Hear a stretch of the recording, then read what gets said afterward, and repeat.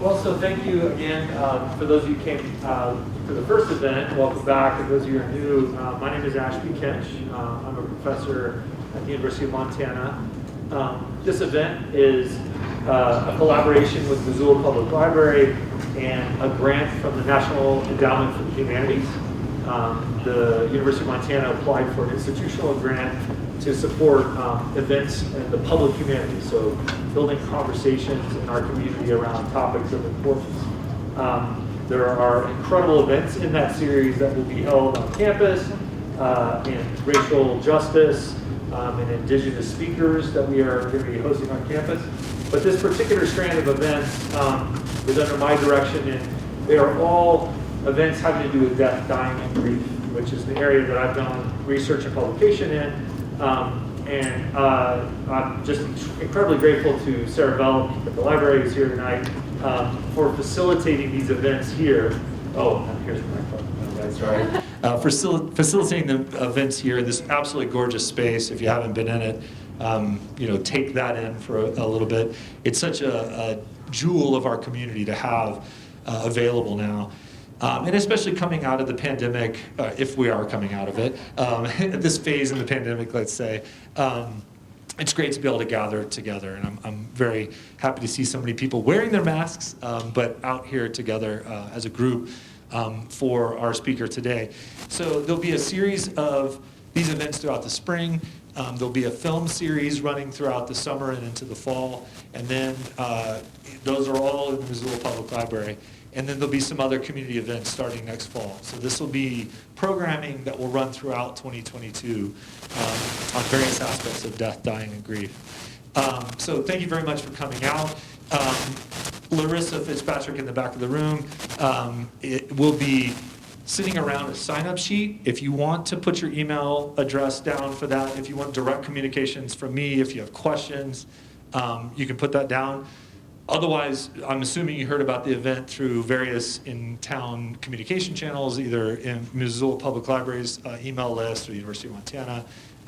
But we would encourage you to come back for more events, tell your friends. This is an exciting opportunity for our community to gather together and engage with one another on such an important topic. The library has some evaluation forms for the event here. I hope you don't feel over-evaluated, but they have some forms here. And I have one at the back as well that the NEH asks us to do to ask you questions. And it's really incredibly valuable feedback. After the first event, I got some really great feedback, and it's helped us adjust the events a little bit. So please fill those out if you're willing and able. There are other materials from time to time throughout the year. Various partner organizations that work on death, dying, and grief may be here. We're not promoting any one of them, but we're allowing them to distribute material. And I think there's a flyer from one of those organizations here today. So thank you very much. That's all the preliminaries. But let me get to the most important thing, which is introducing Dr. Ruth Vanita. She's been a cherished colleague of mine for the 21 years I've been here. She came in 1997 to University of Montana.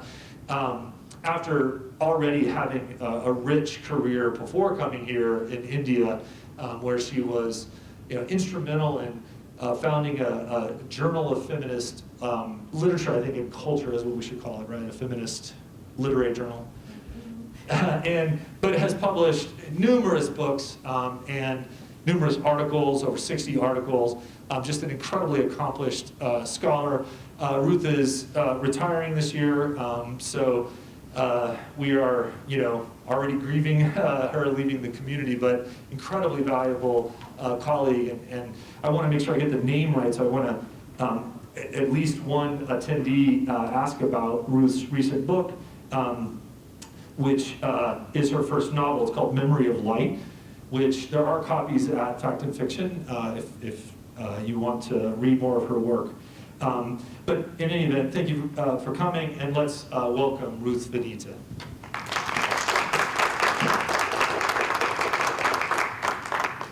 Thank you. Thanks, Ashby, for inviting me. So I'm going to begin with a little bit of introduction about Hinduism background, and then talk about the idea of the doctrine of rebirth, and then talk about mourning and grieving practices, and how the ideas of these ideas are kind of reflected in those practices. Yeah. So Hinduism, the dates are debatable, but is at least 4,000 years old. And there are 4 Indic religions which arose in India. The others are Buddhism, Jainism, and Sikhism. And these 4 religions share the doctrines of rebirth, the doctrine of rebirth, and the doctrine of karma, which doesn't mean fate, it means action. Literally, karma means action. And then the consequences of action. And also the doctrine of dharma, which has many meanings, but one meaning is the law of being, the law of one's being.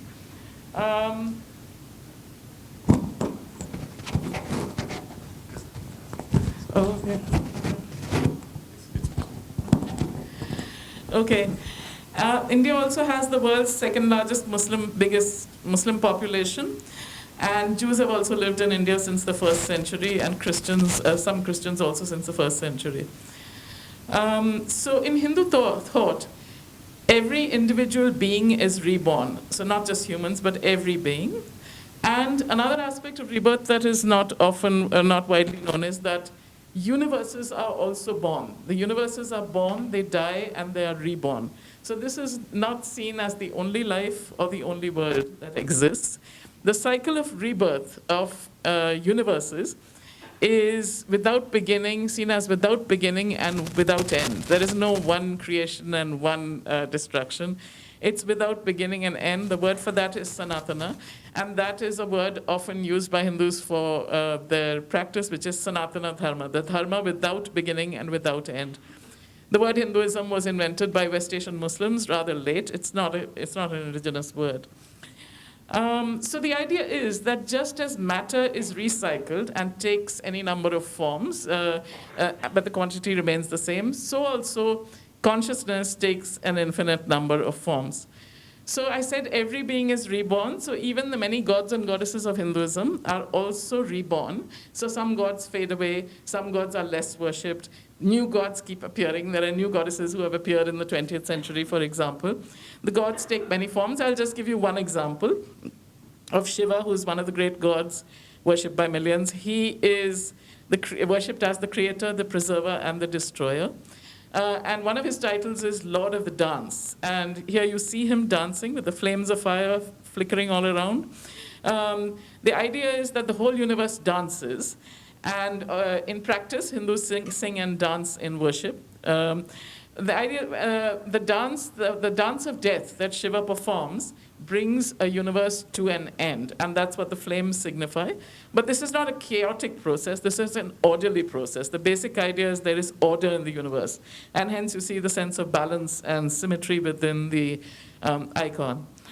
Another form in which Shiva is worshipped is the form of Lingam. Lingam is the sign of gender, it's the word for gender.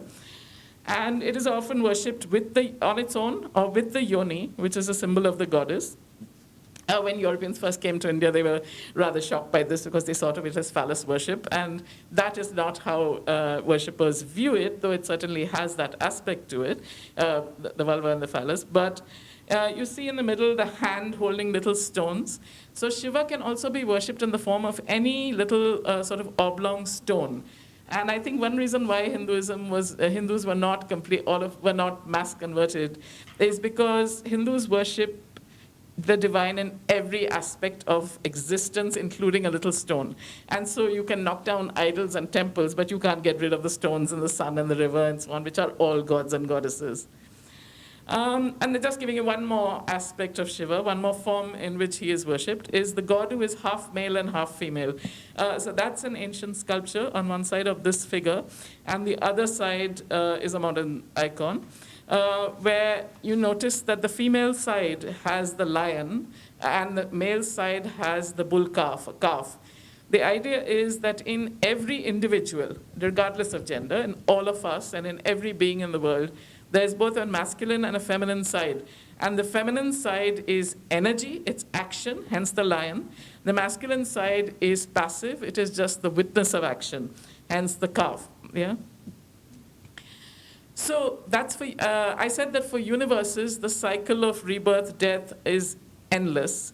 But for individuals, the cycle of rebirth ends when the individual realizes their oneness with the universal consciousness. So in one sense, Hinduism is has been called a very individualistic religion because each individual is on their own path, on their own evolution towards liberation, and at their own pace, and it will be different for every individual. The traditional figure is in the text that an individual being is born at least once in all the 8.4 million species. That's the traditional figure. Modern scientists say there are 8.7 million species, but it's pretty close. So when an individual is reborn, everything may change. The species, the gender, the physical appearance, the abilities, the community, the race, the class, the nationality, everything may change. The only thing that carries over from an earlier birth to a next birth are desires or attachments. The idea is if you die with unfulfilled desires or attachments, then you will be reborn to fulfill those desires or attachments. So this can be if you die with the desire for someone, to be with someone, the desire to dance, the desire to learn mathematics, something you couldn't do in this lifetime, you will be reborn to fulfill that desire. So the goal, therefore, is to be without desire or attachment at the time of death. And of course, the time of death is every moment, right? You could die at any moment. And so the idea is to be constantly in a state of non-attachment without desire. Then, when you die, you won't be reborn, and you'll be liberated and merged with the universal self, liberated from this endless cycle of rebirth. Now, so there are 4 aims, classical aims of life in Hinduism. The basis is dharma, stability, which means acting in the right way. That is dharma. The other 2 are desire and wealth. So desire and wealth are also goals of life. And the final goal is moksha, or liberation. So though we are supposed to, of course, want to be freed from rebirth, throughout history and in literature, and even when I've done like little surveys, and I'm still doing one survey, if you ask individuals, do they want to be reborn? Several say they do want to be reborn. So several say they don't want to be reborn, but several say they do. For something, to do something, to either be reunited with someone or to fulfill something, they want to be reborn. So that is an interesting aspect of the whole idea. So Hinduism is not as monotheistic, but it is monistic. Monism means that everything is one. Therefore, in Hinduism, there is no idea of ultimate evil, a devil, or damnation. Even people who are bad, tyrannical, etc., they are known as demons in the text, but they are also able to be liberated in their own time. So there is no eternal heaven or hell, but there are temporary places of torment and of pleasure between births. I call them like a kind of resting place between, like an R&R moment between births, but then you will be reborn. So Hinduism is not a conversion religion because every individual is on their own path. There's nothing to convert. You can't really make anybody turn into yourself or change their pace of evolution. So talking about death, since nothing is ultimately evil, death too is a god. So death is an actual god who is worshipped. And also all gods and goddesses have a destructive aspect. So creation and destruction are not divided up as divine and demonic. All gods and goddesses have a creative and a destructive aspect. The god of death, the particular god of death, is also the god of dharma. And that makes sense because dharma means the law of being. And death, of course, is part of the universal law of being. So it's part of the universe's dharma. Hence, the worship of everything, because all our projections, everything that exists, is a projection of the divine consciousness. There is a famous text called the Katha Upanishad, in which there is this is a little section of it, which says that consciousness is not born, doesn't die.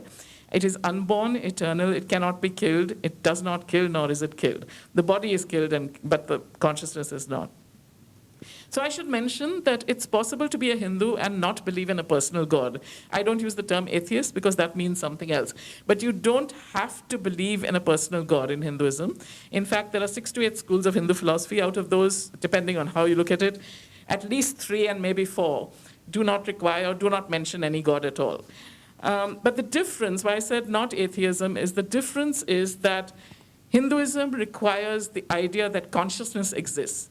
Consciousness or Atman is the non-material principle. It's not exactly like soul, but it is spirit or self. So in Abrahamic religions, those two things go together. If you believe in God, you also believe in the soul. And in Western philosophy, if you don't believe in God, then you also don't believe in the soul or spirit, right? It kind of goes together. But in Hinduism, that's not the case. These are two separate things. You can believe in God, you can worship God, or you may not. But all Hindus think that consciousness exists.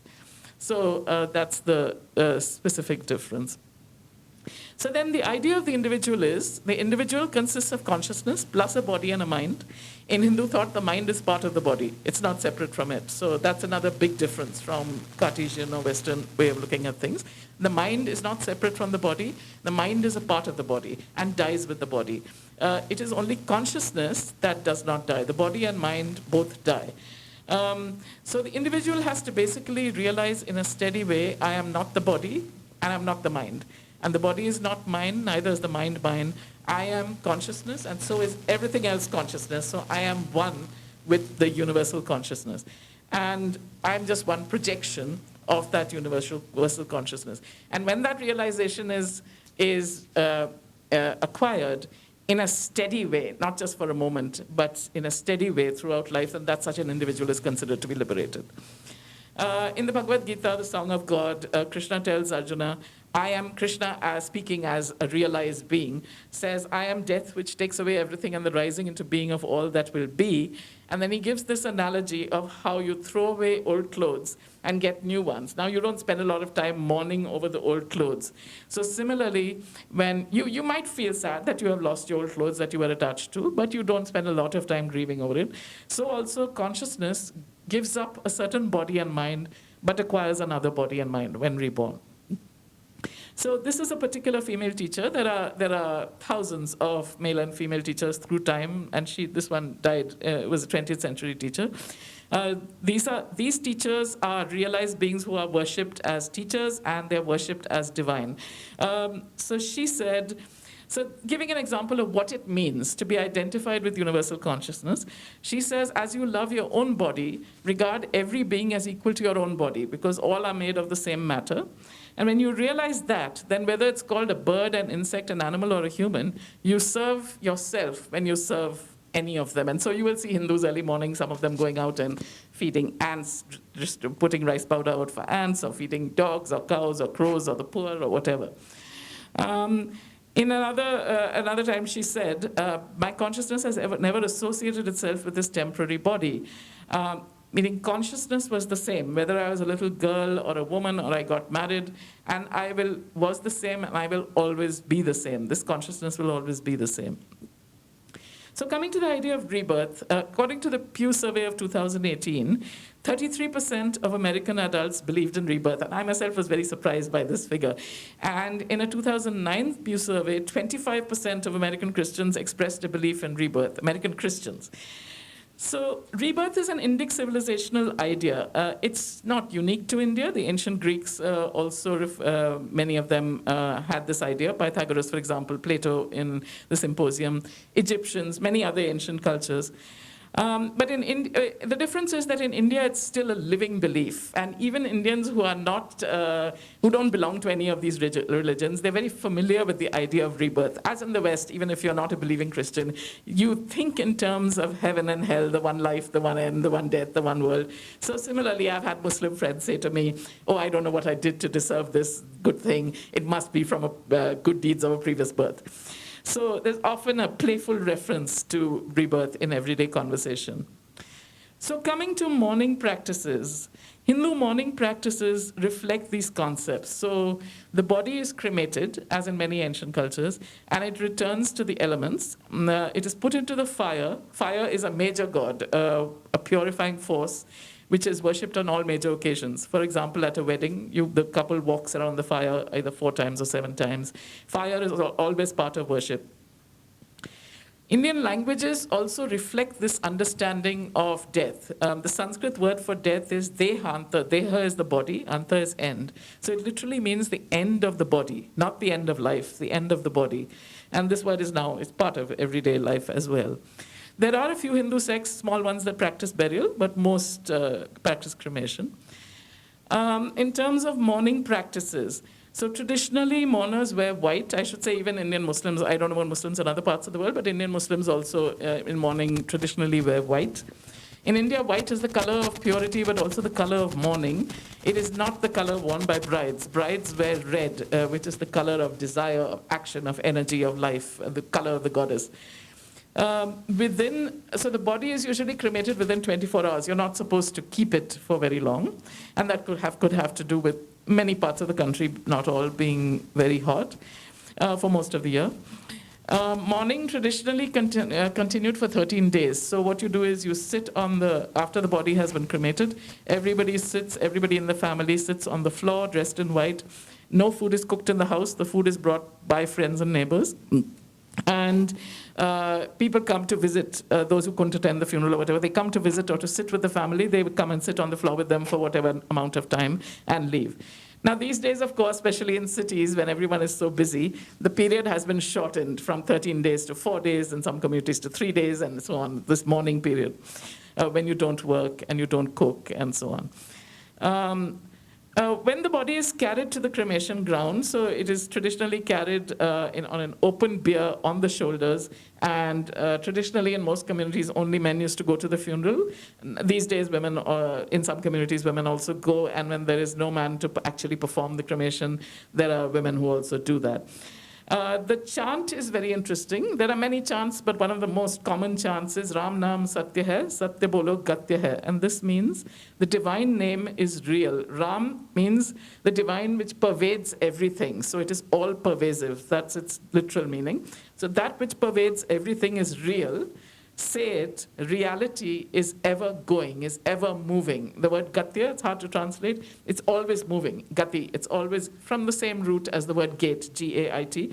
It is always moving, it's always going. So the understanding of death is it is always moving, and it will be, things are reborn. That's also a form of movement, right? So at the actual cremation, these days, a lot of the cremations happen in electric crematoriums, and then all of this cannot be done. Some of the rituals are done, but some cannot. But in the traditional cremation, which was with wood, the chief mourner cuts off all hair, leaving only one strand of hair. That's similar to the ancient Greeks who also used to cut the hair off, and then walks around the pyre carrying a water pot. So you can see him here with the water pot on his shoulder, made of clay. The pot is made of clay, and then smashes the pot. This smashing of the pot represents the body, which is made of clay and goes back to the earth. There's a lot of use of this metaphor in the scriptures, where for the whole idea of say you put a water pot in the water and it floats, and then there is water in the pot and water all around it. Okay, so that is like consciousness in us and consciousness all around us. When the pot is smashed, the water in the pot is merged with the overall water outside. The pot was just clay and it was going to be broken. So the pot represents the body. And then the chief mourner takes an iron rod and smashes the skull of the burning body. Now, this is hard to do because usually the chief mourner is the son or the brother, these days a daughter or something. So you're smashing the skull of the burning body, which is of your loved one. That's hard to do, and that is emblematic of you let go of attachment to the body. You realize that the body is just bones, it's just earth, and by smashing it, you are releasing consciousness. That's the sort of metaphorical meaning there. Afterwards, when the fire has completely burnt out, then the family collects the ashes, which contains bits of bone, and these are known as asthi, or they're called flowers, pool. These are collected, and then they are immersed in the Ganga river, if possible. If not, many people in America, for instance, Hindus will often keep the ashes, and the next time they can go to India, they will actually go to the Ganga and immerse it in the Ganga. Otherwise, in any other river is also all right. All rivers are worshipped as goddesses, especially the Ganga, but all rivers. And then there is a set of rituals. The mourner, wrapped in just one piece of cloth, walks into the river, into the water, which is fast flowing, and immerses themselves in the Ganga wearing this single garment. I have talked to a couple of women friends who have done this. One of them did it for her father. She did the whole ceremony. He had only 2 daughters. And another one And they said that this moment felt like a release. The water sort of rushes. You just close your eyes and you're in the water, and the water is rushing fast, and you feel that sense of release, like you're part of, they felt that sense of release. You're part of life, you're part of death, and it is rushing, it is moving, and you're part of this. And I should mention that at the end of major festivals, every year, annual festivals, clay images of the gods are put into the water. So for example, there's a major festival for the goddess of 10 days, when different goddesses are worshipped every year. And at the end of that festival, these beautifully made clay images are carried to the river or the sea and are immersed. They're let go. So the divine returns to the universe. And I couldn't find a picture of a mourner. This is just a woman in the Ganga who is praying to the sun and to the river. At Varanasi, I just wanted to mention this about the whole connection over time. And Varanasi is the oldest continuously inhabited city in the world. It's a city on the banks of the Ganga in North India. And here, priests record family trees over the centuries. So when you go to immerse the ashes, you go and you tell them your name. They will look up the names of your ancestors. You sign a little record there, and you can see these rolls and scrolls. Those are the scrolls, a few of the thousands of scrolls. And that's a glimpse of the city. And here he's writing in the scroll. So it is a way in which you can identify your ancestors.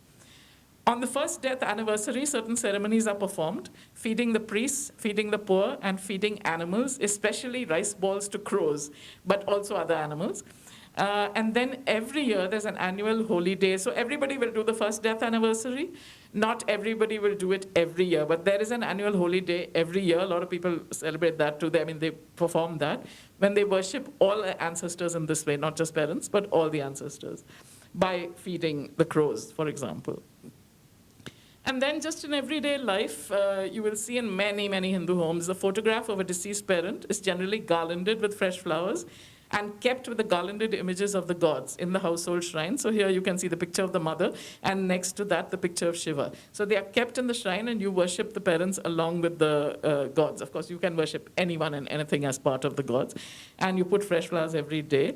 Or you hang them on the wall in a prominent place. So there are different ways of, but this idea of garlanding the photograph is there. So I'm going to conclude with an ancient song that is sung by Gabriella Burnell. She's British and one of the most, these days, the most popular singers of these ancient songs. So it's a lullaby. As the baby cries, the queen sings the song to her son. Yeah.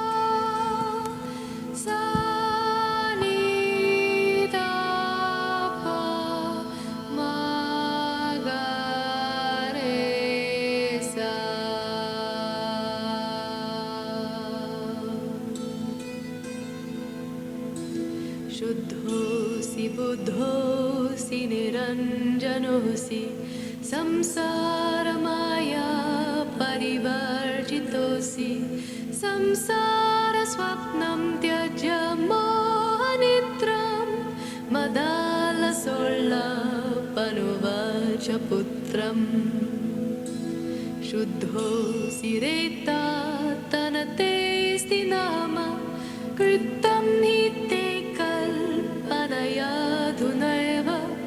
पञ्चात्मकं देहमिदं न तेऽस्ति नैवास्य त्वं रोदिषि कस्य हेतुः न वा भवान् रोदिति विश्वजन्मा शब्दोऽयमायाद्यमहीशसूनुं विकल्प्यमाना विविधैर्गुणैस्ते गुणाश्च भवता सकलेन्द्रियाणाम्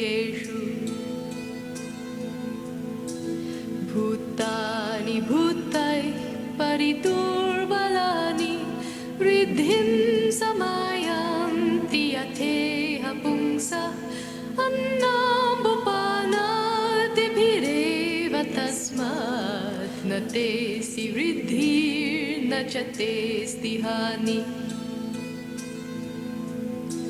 त्वं कञ्चुकेशीर्यमाणे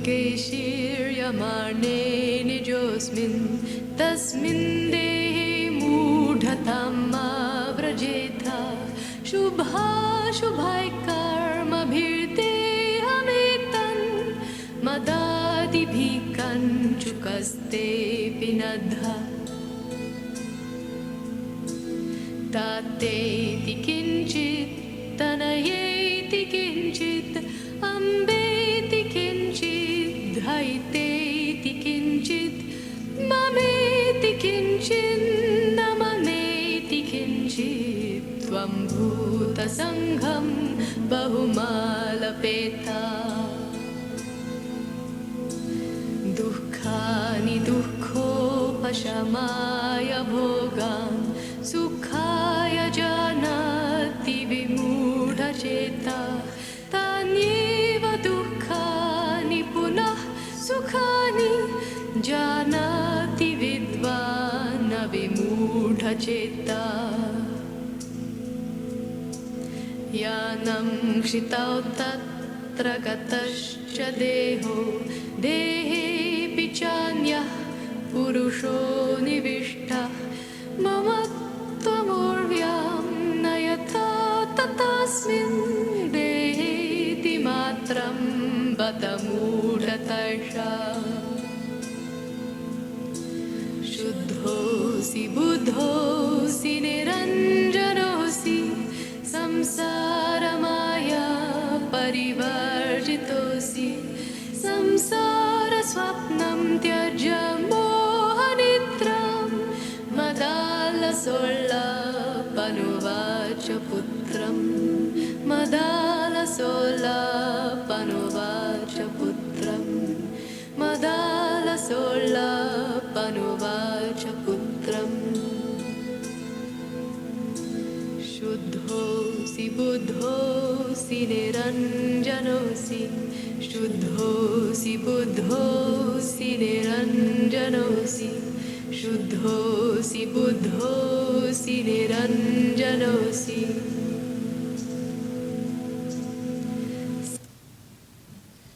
The language is Sanskrit and the date is about 200 AD. Okay, that's all I know. Thank you.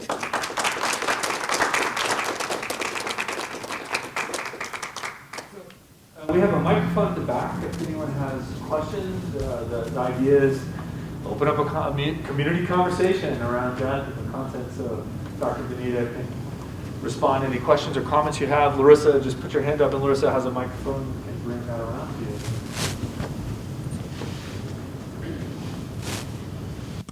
Hi. I've been thinking about something recently that's sort of changed my attitude. I had always thought that I wanted to be cremated. I am a yogi, so we know each other. And anyway, I thought I always wanted to be cremated and then put in my will for someone to take my ashes over to put into the Ganga. But with climate change the way it is, I'm thinking that might not be that great of a thing, because by burning the body, whether it's by natural gas in a crematorium or by burning the wood, you're putting more CO2 up into the atmosphere. And so it just makes me very curious about whether that's the right thing to do at this time, here and now. Even though that said, I understand that everything, this is Maya and it's all delusion and everything like that, but we're living in it. So anyway, just a thought. Uh-huh. Sure, I see that.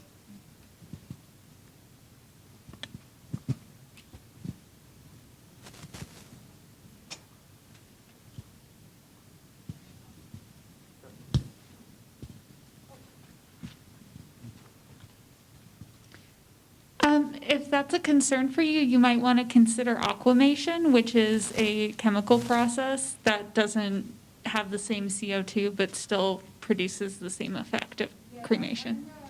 Yeah. But I know, I just can think that it's just such a change, because for so long, I just stepped up, I just thought that that's what I would do. Anyway, thank you very much, though, but I have heard of that. It's a good option.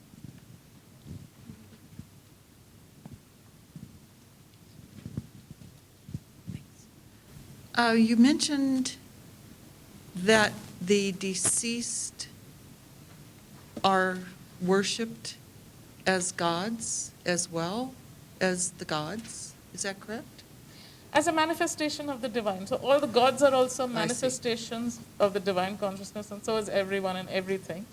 So you can worship the mountain, the sun, I see. your daughter, your wife, your father, your teacher. So everybody Sure. at some time in life is worshipped as a manifestation of consciousness. And yes, the dead parents, particularly, and dead teachers, not just any deceased, but dead parents and dead teachers are often worshipped, are kept with the images of the gods, at least their pictures. I see, okay. And a second question. With cremation, there are more parts that remain after that than just ash. Mm-hmm. So are those parts disseminated as well in the river? Is that the idea? Yes. Okay. That's why they're called bones, asthi. So asthi means bone. So yeah, the bones and whatever is left is immersed in the river.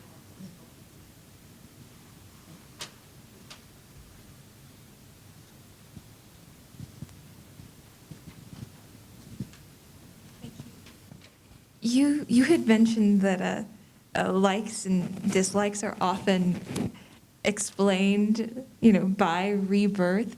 To what degree, is the individual life in Hinduism governed by previous lives? The two things that are supposed to be governed by previous lives are the circumstances into which you are born, the kind of, say, your gender, your species, your family background, your where you're born, all of that, the circumstances. And the second thing that is governed is inexplicable tendencies that we all have, a tendency to like chocolate, a tendency towards mathematics, a tendency towards, falling in love with somebody at first sight and hating their twin sister, whatever, who is exactly the same. But who knows why we have these inexplicable likes and dislikes. We just take a liking or a disliking to a place, to a person, to a thing, to an activity. All that is explained as being from the previous life. So it doesn't include actions and choices. The choices that you make now, those are up to you. You make the choice now of how to act, of all the choices. And then the actions you perform will have further consequences. But that is your decision. Yeah.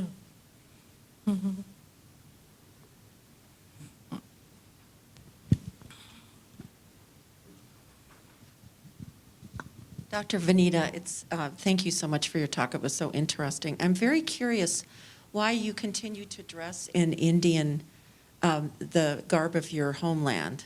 And can you tell us the significance of the dot on your forehead? The bindi, it's called the bindi. It has various significances. These days, it's mostly very often just cosmetic. It's supposed to be beautiful and light up your face. I don't know if it does, but that's the idea.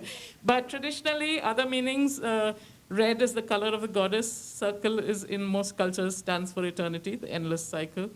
And so it is often seen as a symbol of the goddess. For other gods, there are other forehead markings you can make if you're worshippers of other gods. But yeah, this is the symbol of the goddess. And why do I wear the clothes from India? Why do you wear the clothes from America? For the same reason, I guess. Well, I think Dr. Ashby said that you've been here 20 years. I'm just curious. Yeah, however many years I live here, even if I lived here for 100 years, I would still be Indian. And yeah, it's my language, my religion, my food. I can't live without Indian food, basically. And so food, clothing, everything, that's what I feel most comfortable in. I do wear Western clothes. It's not that I don't wear Western clothes. I do wear them. I don't think they suit me as well. I think every culture evolves the clothing that suits the figure and the dominant body type in that culture. And I don't think that I look good in it, as good in Western clothes. Not that I look great in Indian clothes. So it's just what I feel like doing, I should say, yeah. Thank you. Yeah.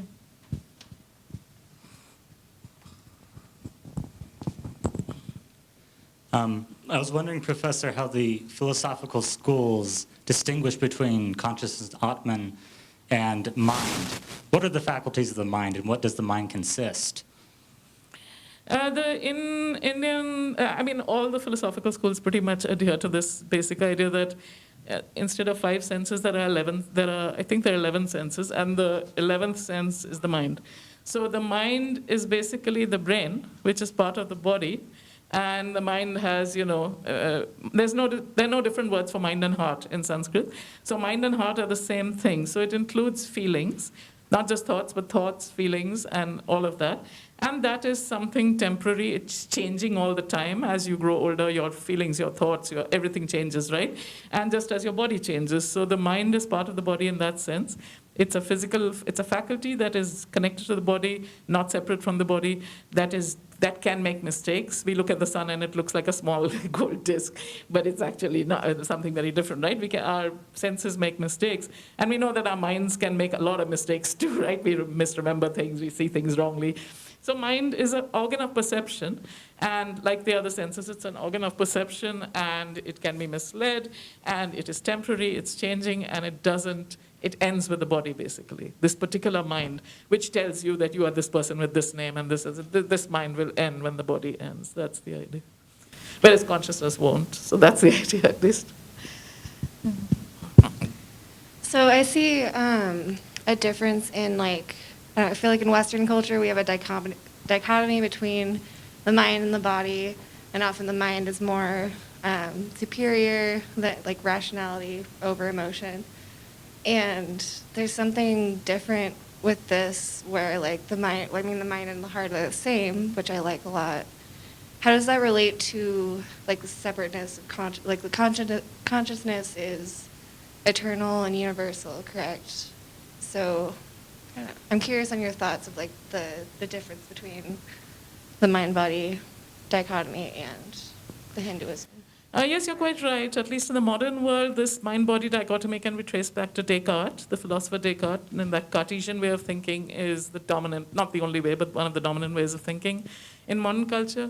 And Descartes says, I think, therefore I am. He doesn't say, I feel, therefore I am. If he said, I feel, therefore I am, then it would be very different, wouldn't it? So when you say, I think, therefore I am, you're saying the mind is more important. Descartes, in fact, says, it would be great if none of us had bodies. If we were just born as adult minds, that would be great. The body is always getting in the way of my thinking and I'm trying to think and work, but I have to go to the bathroom, I have to eat, this is very annoying. He finds the body a burden.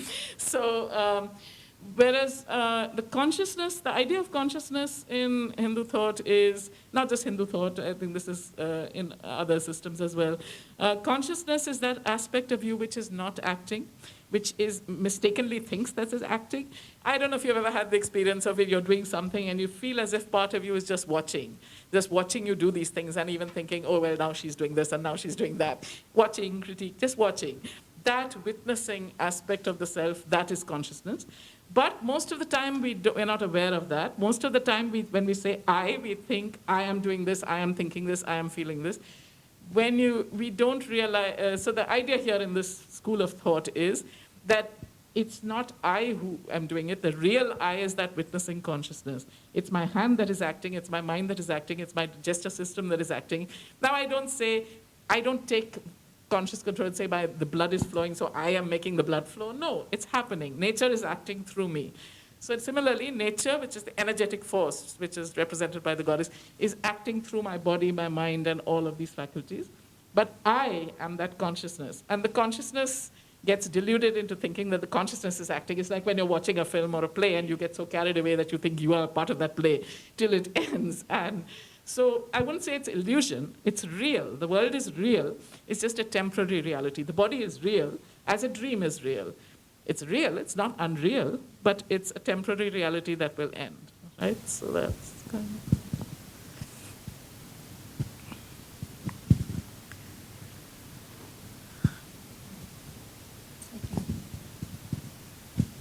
So I'm wondering how a child is raised within the tradition, since the concept seems so advanced.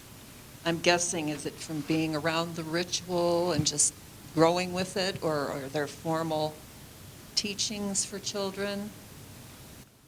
Depends on the family and the community and the region.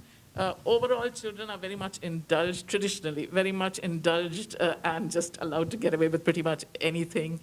Krishna is worshipped as a mischievous child. So one of the interesting things about Hinduism is that gods are not addressed as father. Mother, yes, but not father. Gods are in fact loved as children. So I am the parent and Krishna is the child.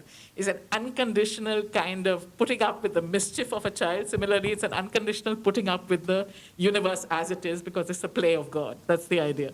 So that expresses this idea of unconditional sort of putting up with everything a child does, on the one hand. And then on the other hand, there are definitely ceremonies of initiation.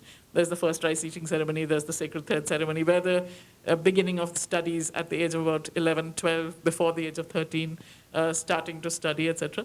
But these days, of course, most children get the ideas through various ways, through the stories the parents tell, through the things that parents say, through going to the temple, through worshipping. You're just immersed in it. And you just, even if you don't go to the temple or worship or anything, you grow up with a lot of the stories. And many of the stories have symbolic meaning. They stand for something. You hear songs all the time. There's annual festivals where the whole theater, and so there's many ways in which you imbibe these ideas. It's interesting that if you ask even totally uneducated Hindus on the street, they give you the basic ideas. You ask them, oh, well, there's this God and that God, so which is the real God? They'll say all the gods are one. Yes, this God and that God, or the Muslim God, the Christian God, they're all one. And yet my particular God is very important too. So there's that idea of manyness and oneness. They have the idea of liberation. When my father died, so this very, not totally illiterate, but semi-illiterate woman, she said, may he have a better, may he have a good birth, the next birth be good. So everybody knows the basic doctrines of dharma, karma, and rebirth, and all of these ideas. Can I follow up on that about karma? So that's maybe the obverse example of the one you gave where in Indian society people may not be deep believers, but they'll still deploy the ideas. In the West, people use this term karma all the time.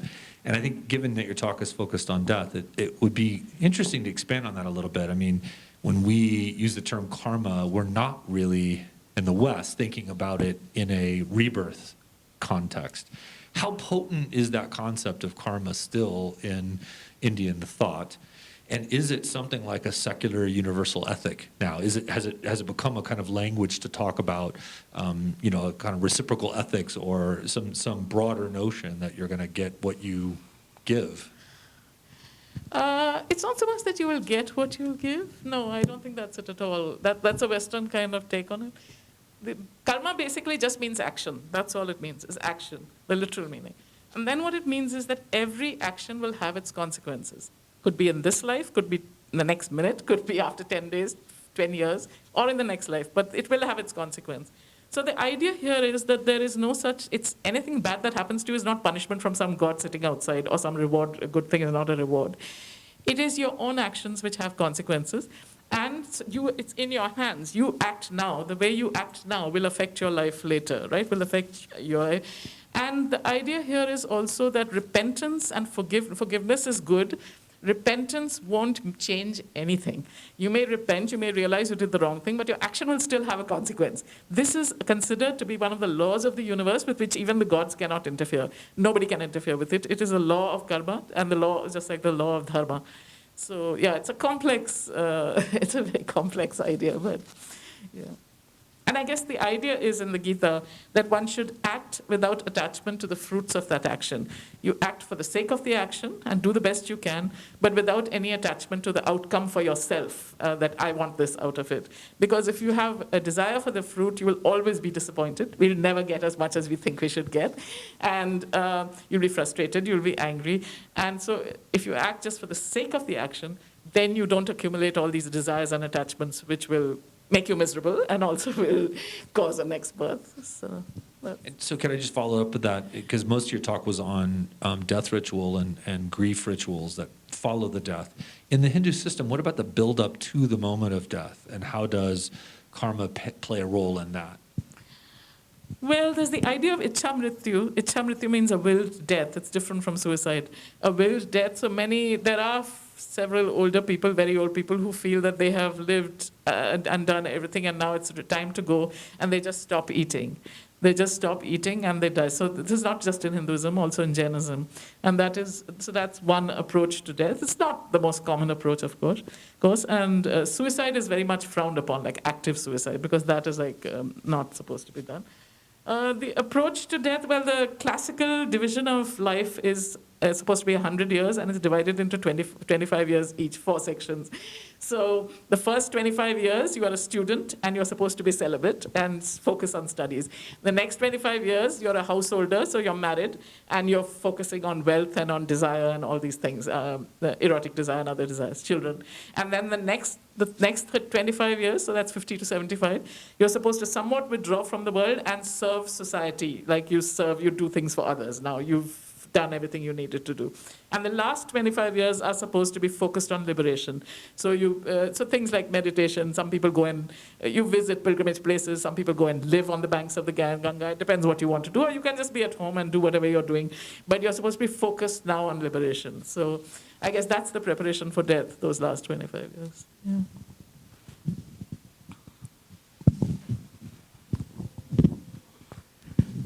May I ask, you had mentioned, people like Plato having, philosophies of rebirth. And I mean, as I understand it, in Plato, there's a very specific and strict hierarchy of how your soul will be reborn based on how you live.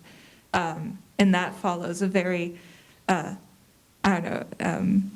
reborn as a woman or as an animal or, a fish if you don't deserve to breathe pure air or something. Does Hinduism have hierarchies of the kind of life you might be reborn as in terms of karma, or is it just matter is matter, life is life? Well, it's always yes and no. So there is an idea of hierarchy for sure. The human life is considered to be the highest form of life. Why? Because humans have a mind that is capable of focusing on liberation. So whereas all beings are unconsciously wanting liberation, human beings can consciously want it and focus on it and do something about it. So that's why it's considered to be the highest form. On the other hand, having said that, there are also many exceptional animals and birds that are supposed to have achieved liberation in the animal body and are worshipped as gods, like Hanuman, who was a monkey who is worshipped, one of the most widely worshipped gods in India. So it isn't that animals cannot achieve liberation. Some exceptional ones can, but in most cases, you don't want to be reborn as an animal. On the other hand, there are also funny folk stories about that. There's a story about a man who is a very greedy businessman, and he has not behaved very well throughout his life. So when he's dying, he asks somebody who can see the future, like, what am I going to be born as and what's going to happen? And he says, when you have behaved very badly, so you're going to be a maggot in the ditch outside your house. So he immediately calls his sons and says, now when I die, please look, and if there's a maggot in that ditch, kill it at once. I don't want to live as a maggot. So they say, fine. So when he dies, they go out and look in the ditch, and there is a maggot, and they're about to kill it, and the maggot says, no, leave me alone. I'm very happy being a maggot. So there is a sense that we may think it's a lower life, but the creature itself may be perfectly happy being itself, right? There is that idea too. But that being said, there is a sense that the Gita says that the best birth is a birth in a family of yogis, a family that is focused on liberation. That will give you the best circumstances for you to focus on liberation. Your family does matter. So being born in a family devoted to wisdom, that's the best type of birth.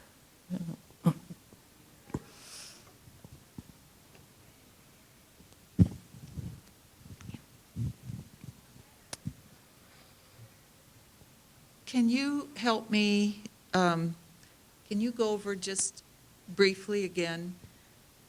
I think I understood you to say that desires and attachments are the only things that come with the rebirth. Is that correct to begin with? That's correct, but also circumstances. The circumstances of rebirth will be conducive to what you were desiring in your previous life. So when the desires and attachments you died with, you will be born with those tendencies and those desires, those attachments. but it will also determine the circumstances into which you were born. So let's say, I'm giving crude examples, but if I died longing to be able to dance, which I couldn't do in this life, then in the next life I might be born in a family which is conducive to that, where I can train as a dancer. So the circumstances are affected by your So present. circumstances and tendencies kind of reflect the desires and attachments or a means by which, okay. You got can it. achieve those desires. Got it. Yeah. Thank you. So, for instance, the whole idea of transgender is very easily understood in India, much more easily than lesbian and gay, because the idea is I'm a female soul trapped in a male body. That is perfectly well understood. It means in a previous life you were a woman, you wanted to be a woman, somehow you got into a male body. So that is much better understood, I think. It's easy for anyone in India to understand because of this concept of rebirth.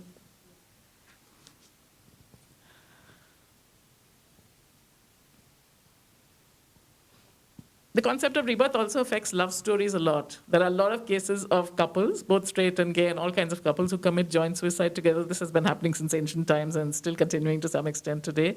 And they will leave suicide notes saying that it's joint, it's not individual suicide, saying that we want to be together in the next life. We couldn't be married in this life, we want to be married in the next life. I wrote a book about this phenomenon of death as a kind of marriage.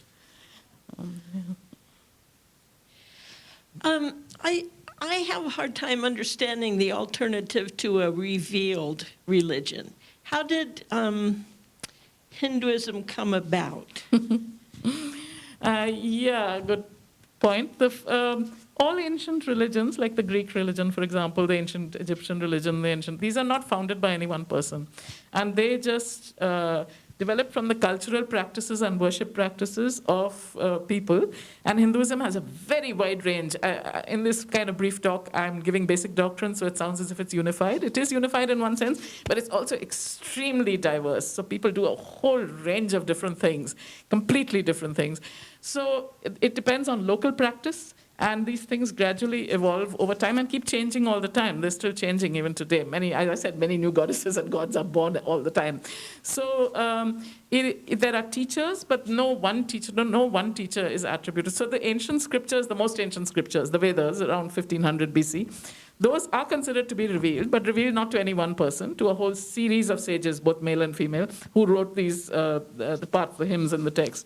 So there's an element of revelation, but that's not the only or the most important thing necessarily, so if that makes sense. Hinduism is the only one of those ancient religions, non-monotheistic religions, that has actually survived, the most ancient religions.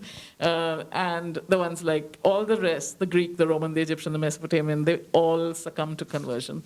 So Hinduism is the only one that is different.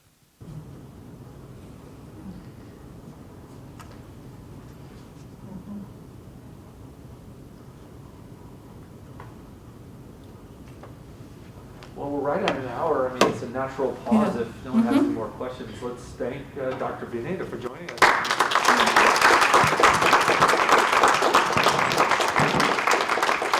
Thank you all for coming. Please drop evaluations on the table on the way.